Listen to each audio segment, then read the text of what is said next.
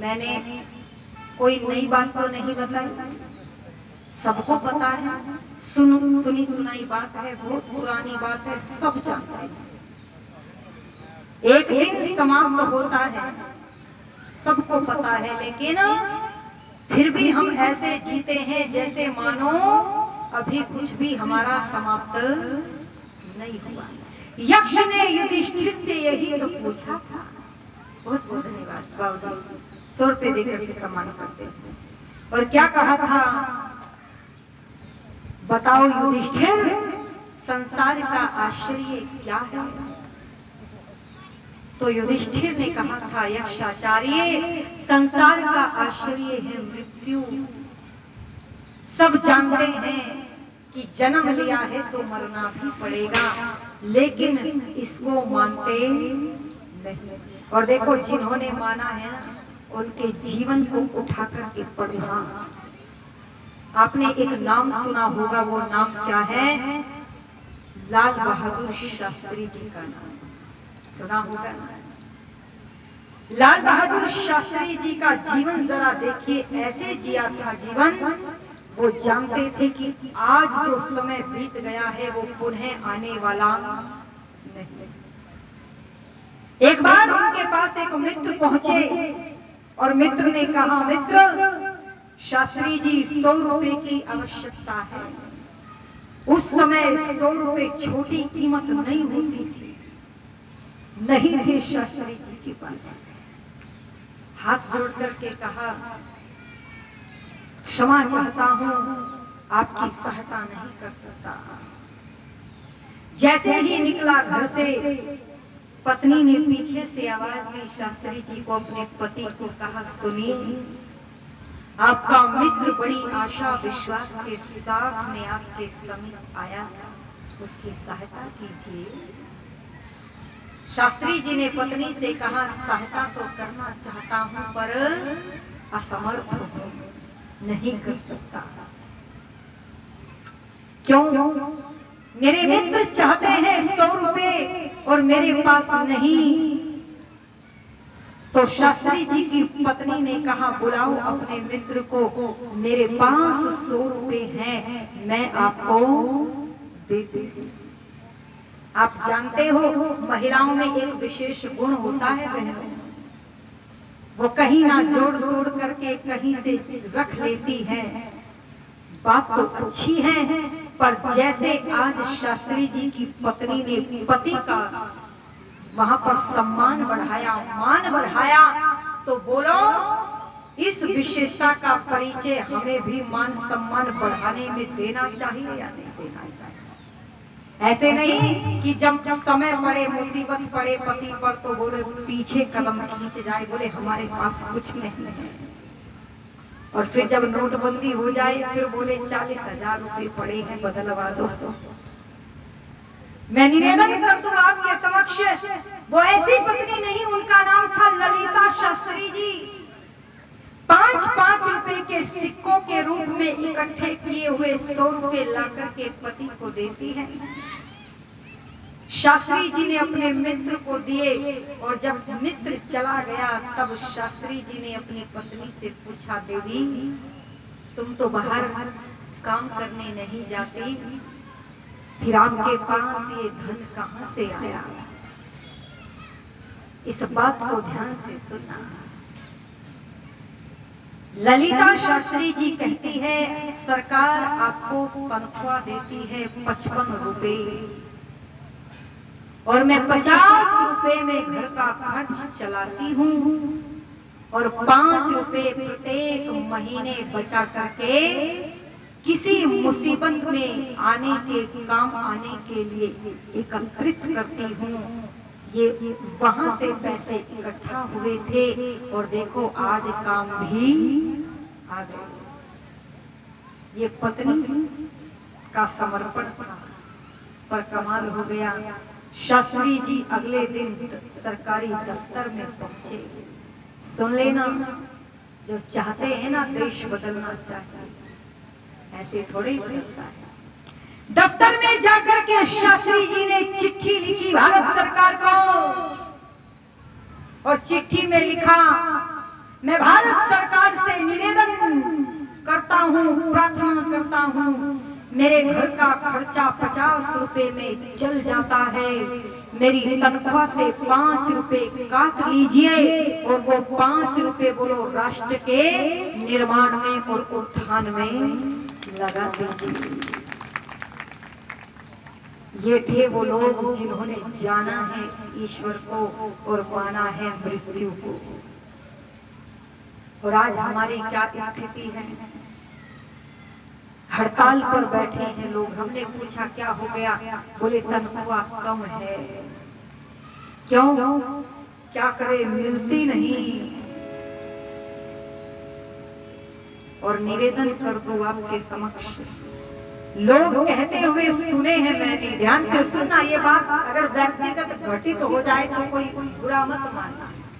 लोग कहते हैं कि संसार में सबसे कंजूस यदि कोई होते हैं तो अध्यापक होते हैं। ऐसा बड़े बुजुर्ग हमसे कहते रहते हैं। हमने पूछा क्यों भाई साहब? बोले इनकी ऊपर से कमाई नहीं होती। ऐसा ही है क्या? बोले इसलिए कंजूस होते हैं। पर मैं निवेदन कर दूं, ऐसा बिल्कुल नहीं होना चाहिए। ऊपर की कमाई, मैंने कल भी कहा था, हमारी पुरुषार्थ के बल पर हमें जब तनख्वाह मिल रही है, हमें उसमें संतुष्टि क्यों नहीं होती? ये ऊपर नीचे देखने की आवश्यकता किनको पड़ती है? बोलो जिनको ईश्वर की सत्ता में विश्वास नहीं है। इसीलिए मैं निवेदन कर दूं, आज हम दुखी, हम दुखों के कारण भटकते तो हैं, चाहते तो हैं देश बदले, राष्ट्र बदले, हमने प्रधानमंत्री बदले, मुख्यमंत्री बदले, सब कुछ बदला, लेकिन दुनिया के लोगों कभी अपने आप को बोल दो नहीं बदला। अगर अपने आप को बदल लिया होता तो कुछ भी बदलने की आवश्यकता नहीं पड़ती। बहुत सारे तथ्य ऐसे निकल करके आते हैं। आज लोग मजबूरी का फायदा उठाते हैं। बसों की हड़ताल हो जाए ना तो रिक्शे वाला भी 20 रुपए की जगह 200 रुपए मांगता है ना। पता चल जाए ना आज कोई सामने बैठा है ये मजबूर है तो लोगों के रेट बढ़ जाते हैं। अरे एक तरफ तो कोरोना जैसी महामारी देश को खाई जा रही थी और दूसरी तरफ डॉक्टर और एम्बुलेंस के किराए बढ़ते जा रहे थे। क्यों? आज मनुष्य ही मनुष्य को खाने में व्यस्त है। इसीलिए लिखा आदमी ही आदमी को छल रहा है। अरे मुद्दतों से यह कर्म चल रहा है। रोज हो रहे हैं चौराहों पर सीता के हरण, जबकि प्रतिवर्ष मेरे देश में रावण जग रहा है। और इसीलिए लिखा, बस आइए कुछ पंक्ति आपके समक्ष रखते हुए चलूं। क्या कहा? हे त्याग भाव से काम करे, ये रहा किसी में दम पुण्य।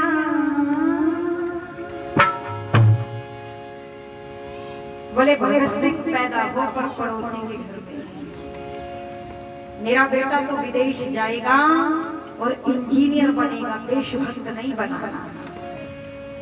इसीलिए लिखा धीरे त्याग भाव से काम करे, ये रहा किसी में दम पुण्य। देख लिया संसार घूम के, कोई किसी से कम को ना हो, त्याग भाव से काम करे, रहा किसी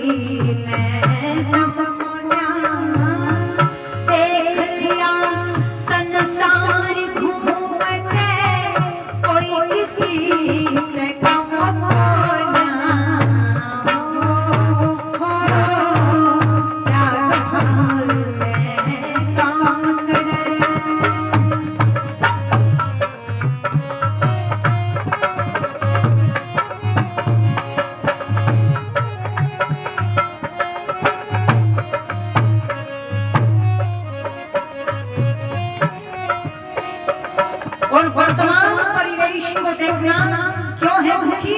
सबसे पहला कारण क्या लिख दिया,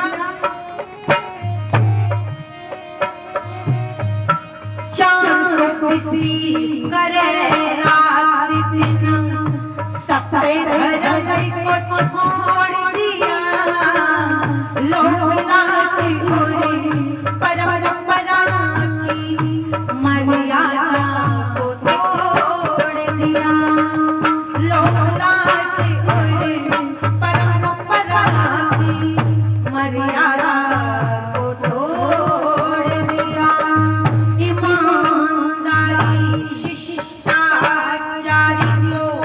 मक्कारी से जोड़ दिया, गलत आचरण ने मानव को मानवता से तोड़ दिया, गलत आचरण ने मानव को मानवता से तोड़ दिया, सत्य के कारण प्राण गंवावे, सत्य के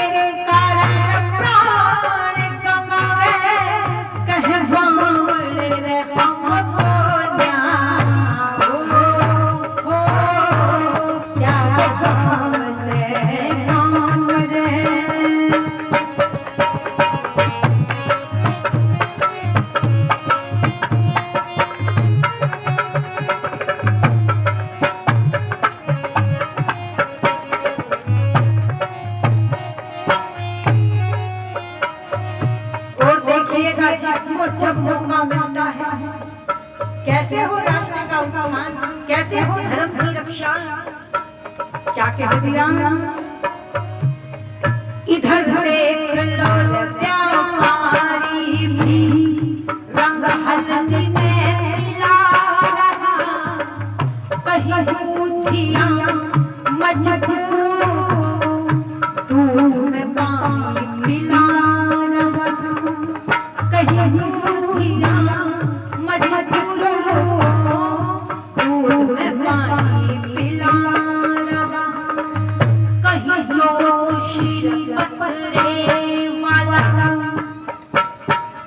लोग बताते हैं ना भविष्य, अच्छा भविष्य बताने वालों ने ये नहीं बताया कि कोरोना आने वाला है, कुछ उपाय कर।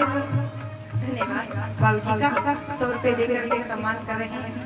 भविष्य देखने वालों ने 2016 में ये भी नहीं बताया था कि 8 नवंबर को नोटबंदी होगी, पहले ही पैसे निकाल करके रख लो खुले घर में। अरे भविष्य देखने वालों ने ये भी नहीं बताया कि पुलवामा में नौजवानों पर अटैक होगा, आतंकवादियों का, उस दिन वो सफर ना करें। क्यों नौजवानों, बताना चाहिए था या नहीं बताना चाहिए? या तो वो कह दे कि हम धन कमाने के लिए झूठ बोलते हैं, या फिर अगर उनकी बातें सत्य है तो फिर जब राष्ट्र पर विपत्ति आती है तो क्यों नहीं बताते? उनके ऊपर राष्ट्रद्रोह का मुकदमा होना चाहिए साहब, करना चाहिए या नहीं करना चाहिए? इसीलिए लिखा है क्या, कहीं ज्योतिषी पत्रे वाला बातों का बढ़ रहा किला, मिट जाएगा देश कर कुछ दिन नहीं रहा सिला, मिट जाएगा देश कुछ दिन यहाँ दे रहा यही सिला। झूठ और सच का है दुनिया में, झूठ और सच का है दुनिया में, कधे कधे संगम बोला हो, क्या कहा से काम करे, रहा किसी ने दम बोला, देख लिया संसार घूम के कोई किसी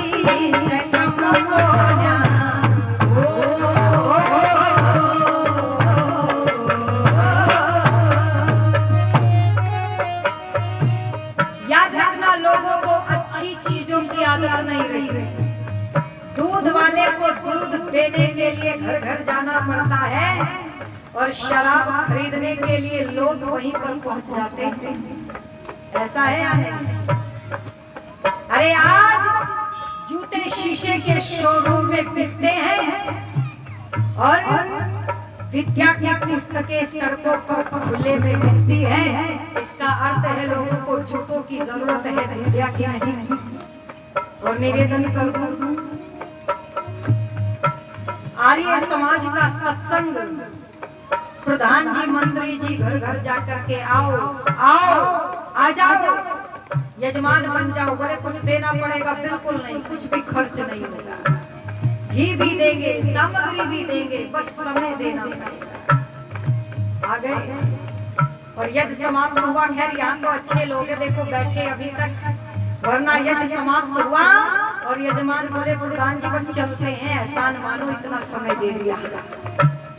पर दुनिया के लोगों, और यदि कहीं झगड़ा हो रहा हो, बुलाने की जरूरत होती है कि भाई साहब नहीं, मेरी बहनें अगर रोटी बना रही हो ना तो रोटी तवे पर छोड़ करके चली जाती है।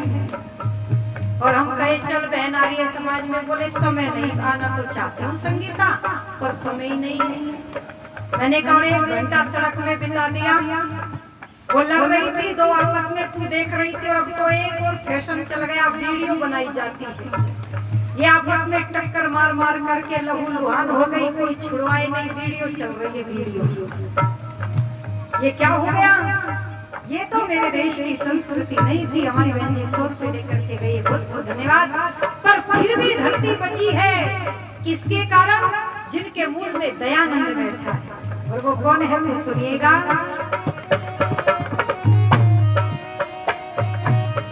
लाखों में